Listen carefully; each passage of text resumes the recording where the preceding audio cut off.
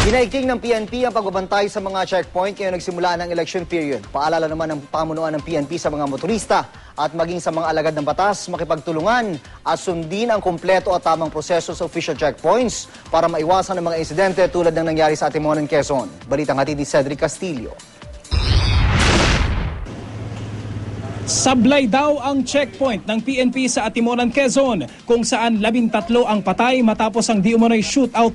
Ito ang natuklasan ng Fact-Finding Committee matapos pag-aralan ang police operational procedures na isinagawa ng mga nakaposte sa naturang lugar nang maganap ang pamamaril. Ilang components ng isang lehitimong checkpoint ang lumalabas na hindi raw nasunod. Sa checkpoint proper kung saan nangyari yung insidente, there was no PNP marked vehicle. And yung initial pictures ng investigations indicate that there was no signage na ito na nga yung checkpoint proper.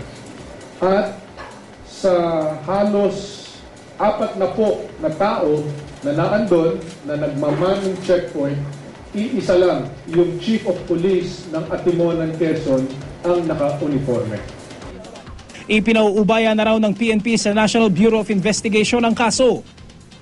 Kasabay nito, nagpaalala naman ang PNP sa publiko ng mas pinaigting at mas malimit pang checkpoints bilang bahagi ng election period.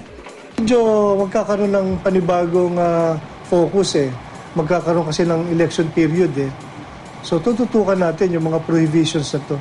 Basically, we will be using the same units. Maaring yung frequency o yung number of checkpoints, maaring madagdagan. Paalala pa ng PNP sa mga motorista at maging sa mga alagad ng batas, maging mapagmatsyag at sundin ang kumpleto at tamang mga elemento ng isang official checkpoint.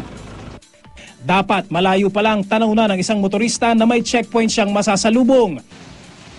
Dapat ding maliwanag sa naturang lugar. Malinaw at malaki dapat ang signage ng checkpoint at kung maaari, nakapaskil din ang pangalan ng unit na nagsasagawa nito. May sapat na bilang din dapat na mga personnel na pinamumunuan ng isang ground commander. At bukod sa naka-uniforme ang mga otoridad, dapat may nakaparada ring sasakyan na may marka ng PNP. Maaring magaya yung uniform, pero yung police car hindi Dapat naka-uniforme. At dinidiscourage nga namin even yung paggamit ng fatigues o camouflage uniform. Dapat yung tinatawag nating General Office Attire na uniform o yung GOA o kaya yung patrol shirt. Sa mismong proseso ng inspeksyon, limitado sa visual check lamang ang maaaring isagawa ng mga otoridad.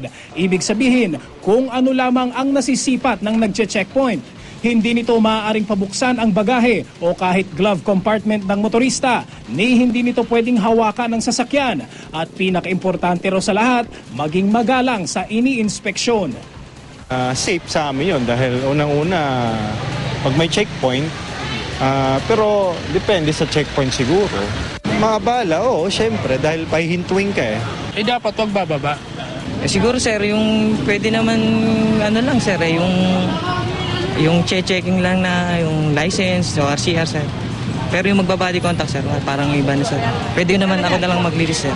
At kung sila ay may reklamo sa palagay nila na violate yung kanilang rights, naka-uniforme yung mga pulis na nag-i-inspect ng kanilang vehicle.